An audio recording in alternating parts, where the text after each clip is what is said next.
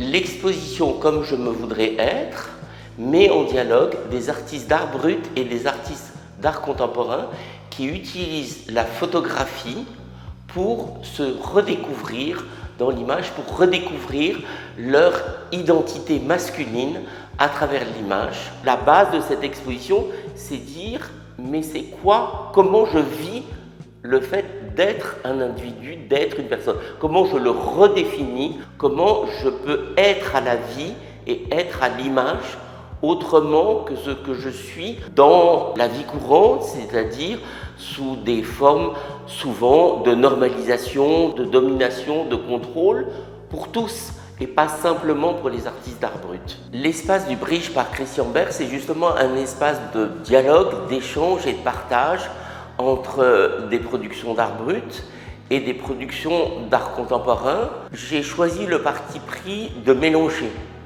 Et comme il n'y a pas de cartel, a priori, on ne sait pas quelles sont les œuvres qui ont été réalisées par des artistes d'art brut ou celles qui ont été réalisées par des artistes d'art contemporain, puisque c'est vraiment ce qu'on voit à l'œuvre, dans l'œuvre, et les enjeux justement de ce face-à-face photographique entre celui qui prend la photographie et ce qu'il nous donne à voir de lui-même.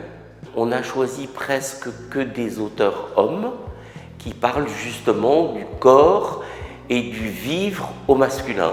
La photographie étant l'art même du face-à-face avec soi-même ou avec les autres. Pour exemple, Thomas Baczynski est un artiste d'art brut polonais. Orphelin de guerre, il a été adopté par une actrice d'Hollywood. Et il pensait aller à Hollywood, donc il a, durant toute sa vie, produit très régulièrement des photos dans lesquelles il se met en scène comme l'acteur qui pourrait être, et il incarne énormément de stéréotypes masculins qui vont d'une posture très virile à quelque chose de beaucoup plus innocent, voire aller jusqu'à la grimace du film comique, et qui prouve toutes ces possibilités d'acteur et tous les êtres masculins qu'il peut avoir en lui.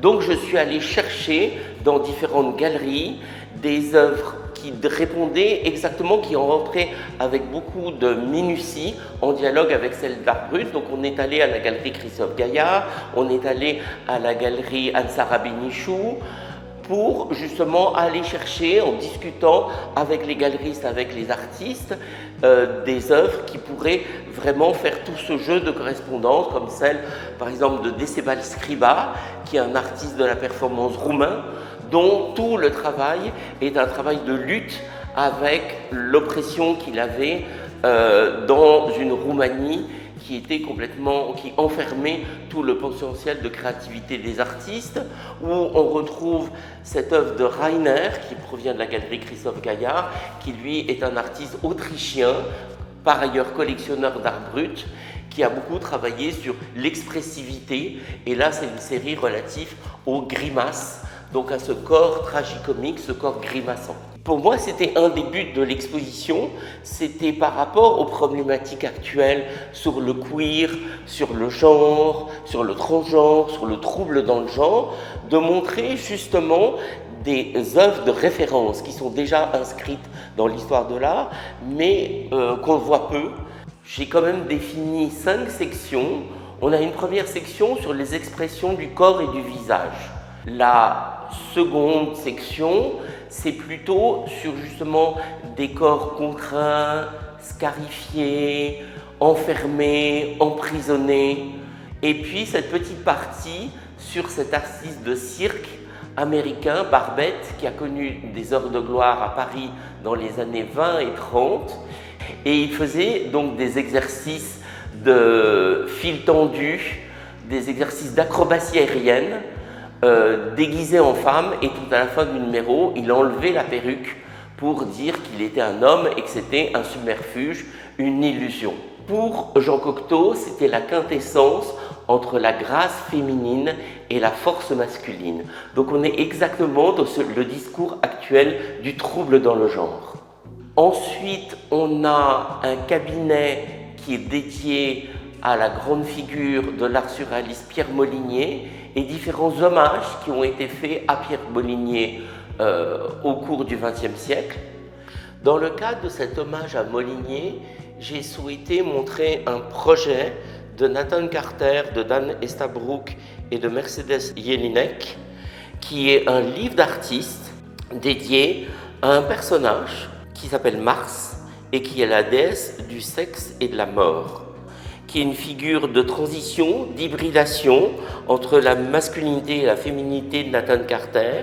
Donc Mars pour Nathan Carter est une femme, est une fleur, est une déesse, et il fait des photographies où il incarne, il est Mars, il vit Mars, à travers des références à chaque fois qui sont ses aînés, qui sont des figures pour lui tutélaires, comme par exemple Pierre Molinier, comme Kenneth Anger, comme Claude Cahun.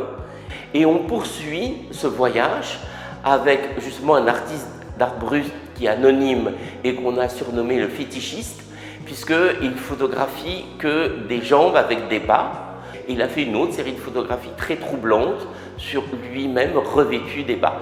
Et je l'ai associé à une photographie d'un très célèbre artiste de performance français qui s'appelle Michel Journiac, avec une de ses dernières photographies qui s'appelle « Maman te protège ». Et juste après, le dernier mur, ce sont des corps qui se réconcilient. C'est des phénomènes de réappropriation. On retrouve son enveloppe corporelle, on se réconcilie avec son identité. Ce travail de redécouverte de soi, il s'exprime ici, même si quelquefois il est assez intense, puisque certains des artistes comme Decebal Scriba a été victime de censure et d'oppression, il se fait néanmoins avec une très grande joie. Et même quand il y a une dimension du tragique, elle est toujours tragicomique. Et donc c'est une exposition liée à la joie, au plaisir de vivre et d'exister aujourd'hui, malgré les conflits et les difficultés. C'est cette dimension du plaisir qui gagne sur tout le reste.